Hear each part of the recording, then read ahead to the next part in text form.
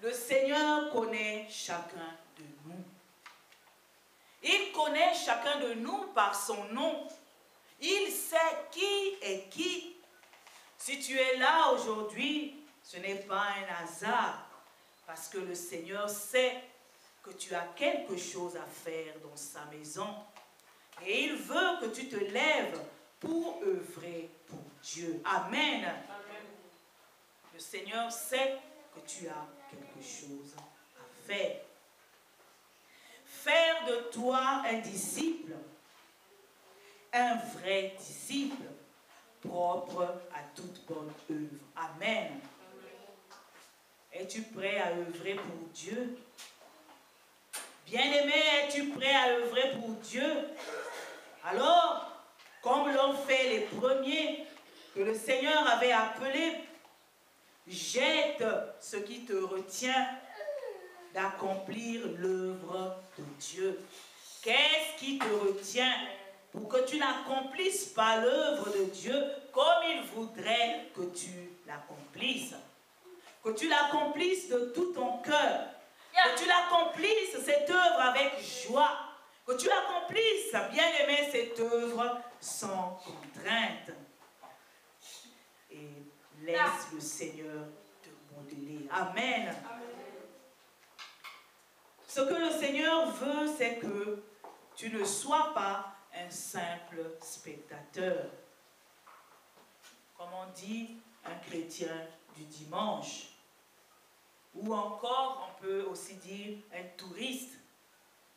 Mais le Seigneur voudrait que tu sois un acteur dans sa maison pour Dieu. Amen. Amen. Le Seigneur voudrait que tu sois un acteur dans sa maison pour Dieu, pour sa gloire, afin que par toi, beaucoup connaissent Dieu.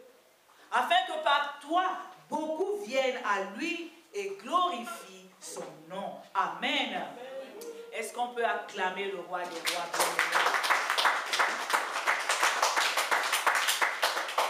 L'Éternel est vivant. Il te veut actif. Il te veut entièrement à lui. Afin qu'au travers de toi, beaucoup viennent à lui et glorifient son nom. Parce que la gloire, elle appartient à notre Dieu. Amen. Amen.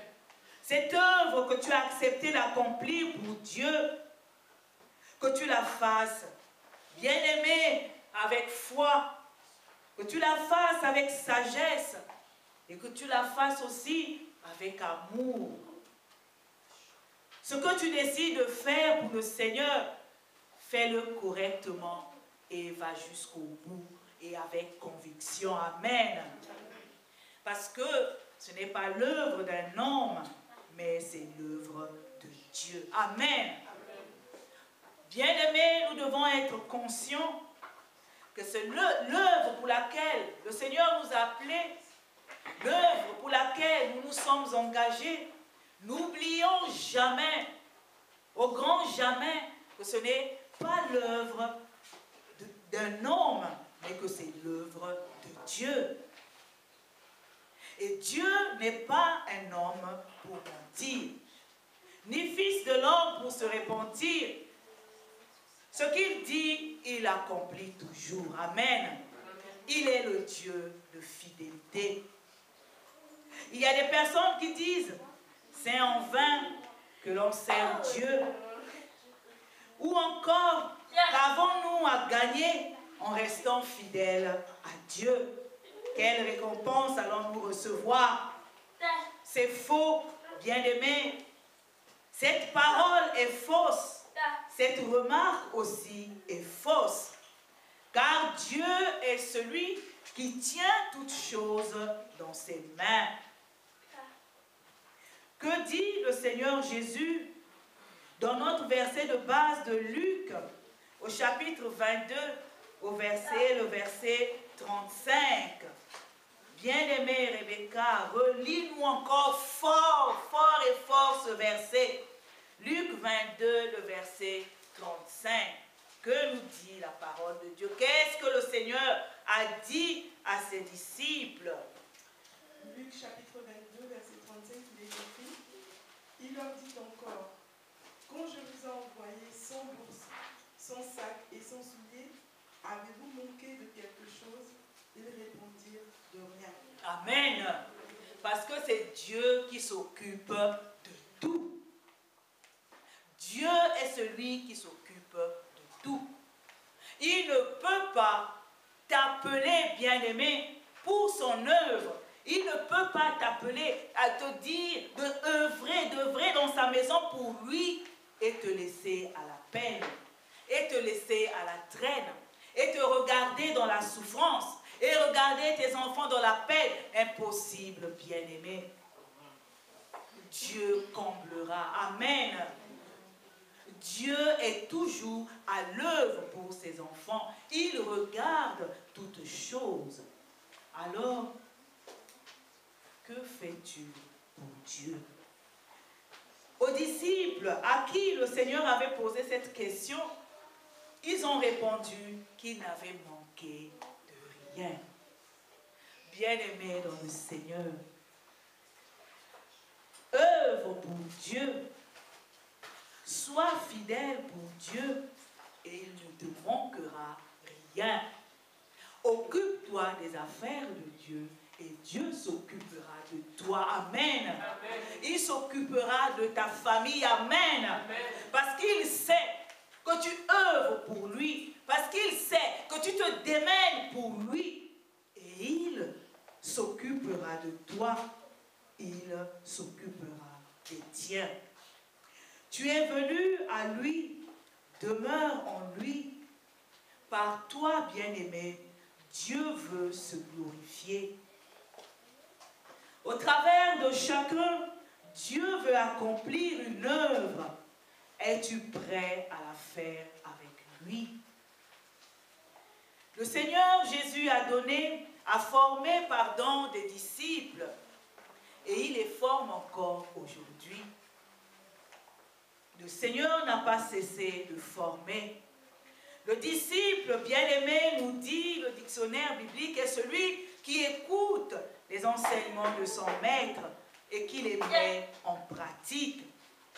Le disciple bien-aimé est celui qui ne se détourne pas de ce qu'il a reçu de son maître, mais agit fidèlement à l'enseignement qu'il a reçu, sans rien ajouter, sans rien retrancher. Amen.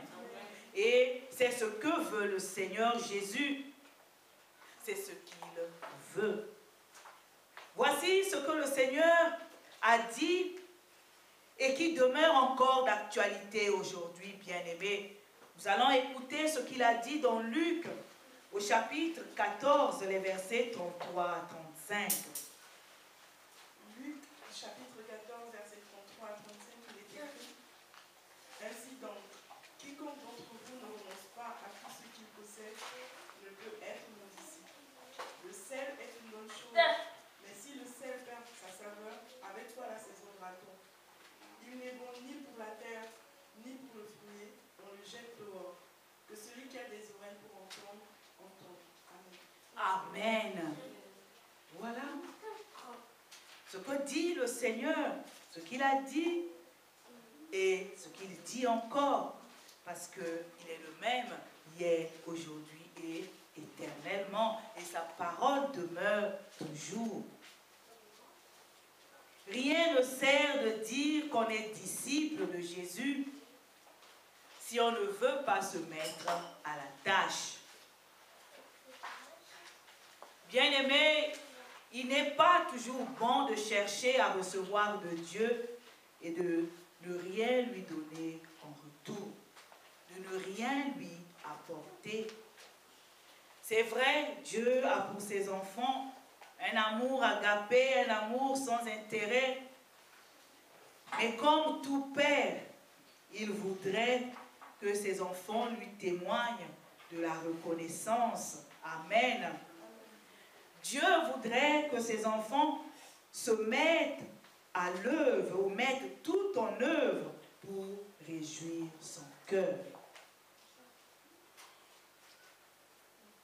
Et aussi lui être agréable en tout temps et à tout moment, en tout lieu. Amen.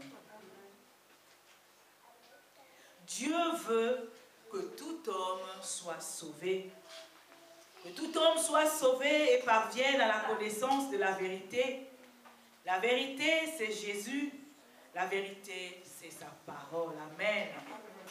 Par Jésus-Christ, Dieu a fait de toi son enfant. Il a impacté ta vie. Bien-aimé, Dieu a impacté ta vie.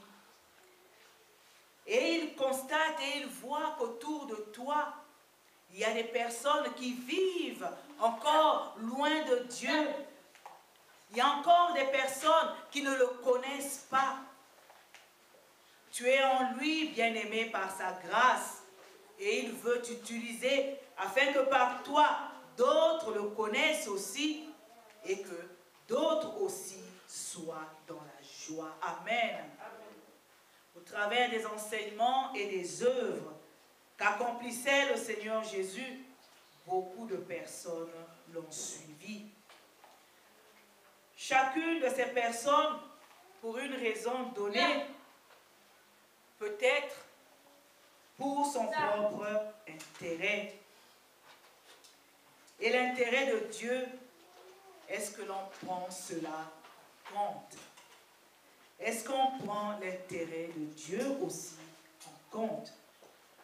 Dieu a aussi des besoins, bien-aimés, des besoins qui lui tiennent à cœur. Et il aimerait les voir s'accomplir. Si tu l'ignorais encore, bien-aimé, sache-le aujourd'hui, que pour les accomplir, Dieu a besoin de toi. Dieu a besoin de moi, Dieu a besoin de nous. Dieu a besoin de ceux qui marchent et demeurent dans sa volonté. Amen. En devenant enfant de Dieu, Dieu t'a accordé tout pouvoir et toute autorité. Comment l'exerces-tu? Comment exerces-tu tout le pouvoir qu'il t'a remis, qu'il t'a donné en tant qu'enfant de Dieu? Et cette autorité qu'il t'a donnée, comment exerces-tu cela? Dans l'obéissance et dans la crainte de Dieu, ou en faisant ce qui est contraire à la volonté de Dieu? Lisons dans Luc au chapitre 9 et versets 1 à 3. Luc chapitre 9, versets 1 à 3. Il est écrit, Jésus ayant assemblé les 12, leur donna force et pouvoir sur tous les démons, avec la puissance de guérir les maladies. Il les envoya prêcher le royaume de Dieu et guérir les malades. Ne prenez rien pour le voyage, leur dit-il, ni bâton, ni sac, ni pain, ni argent, et n'ayez pas de tenue. Amen. Amen. Veux-tu être bien-aimé, participant ou participante à l'œuvre de Dieu? Et es-tu conscient encore de ce que cela implique et aller réellement jusqu'au bout avec le Seigneur? Sachant que c'est Dieu qui donne tout l'équipement nécessaire. Bien-aimé, lorsqu'on chante ce chant jusqu'au bout, je vais te suivre. Est-ce qu'on est vraiment conscient des paroles, de la force, de la puissance de ces paroles? Est-ce qu'on remémore un tout petit peu ce que nous disons, ce que nous chantons, ce qu'elle représente, quelle est la force qui est dans ces paroles? Le Seigneur Jésus a dit, je serai avec vous jusqu'à la fin